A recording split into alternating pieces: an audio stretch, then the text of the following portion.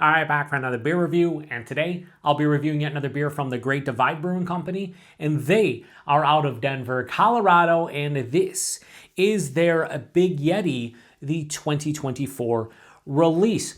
So this is an Imperial Stout, and underneath that on the label it says Stout with even more Yeti. It comes in at 13.5% alcohol by volume, 22 IBUs, and at the time of review, this can is just under 6 months old. And I'm gonna give a huge thanks and shout out once again to a very good friend of mine and a viewer of the channel, Billy, for this beer. So big thanks to him. In the description box, I'll post a link to the beer mail unboxing video I did that contains all the goodies that Billy sent my way. And he sent me a lot of awesome beer, as he typically does. And believe it or not, this is the final beer from said beer mail that I'm reviewing, and it's been awesome. So once again, Billy, I can't thank you enough for all the cool beers. And a part of the beer mail was 5 different offerings from Great Divide, including all 4 Yeti variants from their Yeti variety pack that Great Divide put out towards the end of 2024. And I actually am reviewing them in order of least to most excited. This is the last one because I'm the most excited about this one. And it's funny, of the 3 I've reviewed in order, I've actually enjoyed them in opposite order. So the first one I reviewed was the chocolate cherry Yeti. I said maybe I wouldn't care for it because of the cherry character. It's been my favorite to date. The second one was the white Russian. I thought it was gonna be my second least favorite. It turns out it was my second most favorite. And then finally the horchata Yeti, which I was super stoked for, and it was kind of disappointing. They were all pretty good. I gave them a 4 out of 5 or higher, all 3 of them. However, I've kind of reviewed them in the incorrect order as far as what I thought the results would be. So I'm hoping that this is the one beer that turns out to actually be better than I even am hoping for, because this is just a regular Yeti, but they bumped up the ABV from 9.5 to 13.5, so 4% bump. Oh yeah, you know what? I'm cracking this open. You know what? I'll read it after I pour it because I'll be able to fit the whole thing in, but they do have a spiel on the back that I'd like to read. So we got the left-hand glass here. I've been using it for all the Yetis. Oh my God, look at that. It's like motor oil. Yeah, that's super, super thick looking. It is 13.5%, so I shouldn't be surprised. All right, as we let that kind of settle, well, let me show you guys it before, and then we'll read it after I show you guys. But that, my friends, is an absolutely fantastic looking Imperial Stout. This might be the best one of the bunch so far. It is pitch black. I'll even bust out the light, because you might at the bottom maybe see it can't go all the way down, nothing, all the way up, nothing. You can't see anything. It's pitch black. Just trust in Yosef here. But yeah, it has alcohol legs. Had about 1.5 fingers. That is now a finger of this straight up dark brown colored head. It's thick. It's murky. It looks gnarly, my friends. Let me read the back now. It says, originally brewed to celebrate our 25th anniversary in 2019, Big Yeti clocks in at a massive 13.5% ABV. This robust, roasty, caramel and toffee imbued malty treat is as imposing as the Himalayas, but decidedly easier to surmount.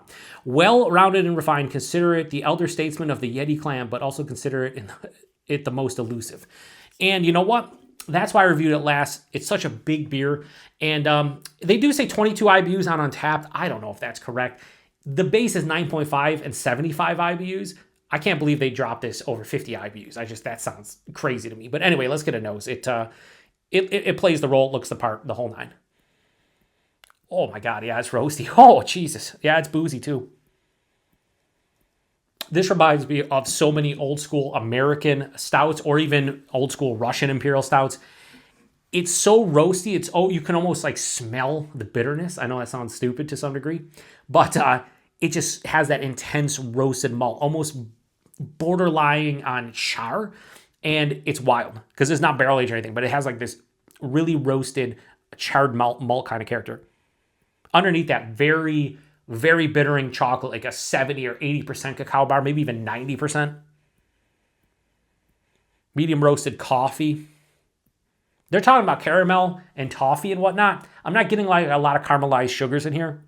Maybe a touch of like a brown sugar. I am getting like a dried, let's say some kind of dried fruit. Maybe like a raisin. Yeah, maybe a darker dried fruit.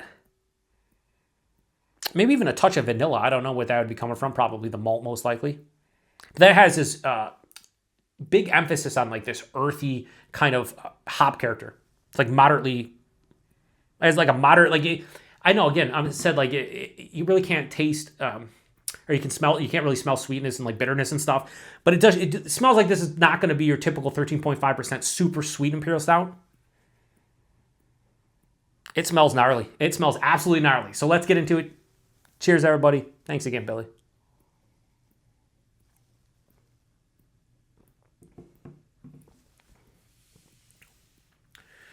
Folks, let me tell you something about this beer. Let me tell you something about this beer.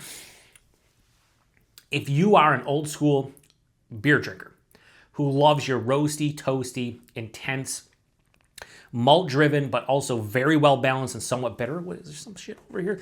If you are somebody who likes that, the old school Yetis, the old Rasputins, the Stone Imperial Russian Stout, old school beers like that, 1050 from Oscar Blues, this is you all day. This is me all day. We'll go body muffin. Let me take another sip before I just lose my shit.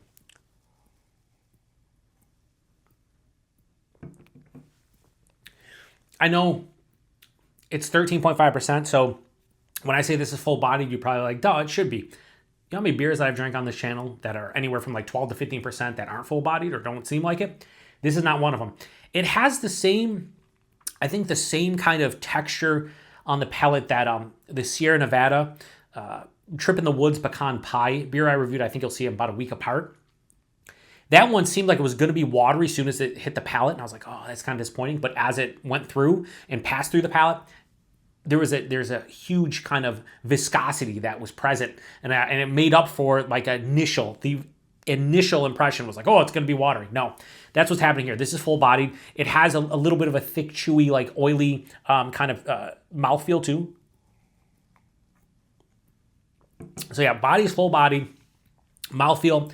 It has an oily, smooth, creamy sensation. It does have mild carbonation, maybe like mild to moderately carbonated, but more impressive with the smoothness of this one, the creamy sensation, and the fact that it's full body. The taste, the nose follows suit. This is intense, charry, roasted malt character beyond belief. There's a lot of like an 80, 90% like cacao bar. You could also say like baker's chocolate. It's a bittering chocolate without question. There's a medium roasted coffee in here. Those dried fruits are hitting. I'm getting more of like a raisin than anything else. Maybe a touch of a sweet dark cherry. Oh, did I say it again in a dark beer review? I did. Maybe an underlying caramel toffee vibe like they're talking about. On the sides of the tongue, like I'm getting a little bit of vanilla, which is weird. That's pretty much omnipresent in the entire palate is what I'm talking about here. Except for on the finish, it has this moderate, earthy kind of bitterness to it. It finishes semi-dry, but it's more bittering than it is dry to my palate anyway. Now the booze, this is not over-the-top boozy at 13.5%. Like, there is no astringency on the palate. I thought I would, a little bit of ethanol, like tasting it and being like, okay, I can taste the alcohol. No, there is an absolute huge warming, almost fire in my chest though. So it's noticeable from the aspect of it's very warming going down, but on the palate, it hides it incredibly well. And for 13.5%, yeah, it doesn't taste like it. Like if I was doing this blind, I would probably guess like at the most 12, but I might guess like 10.5, 11. Like it hides it that well on the palate.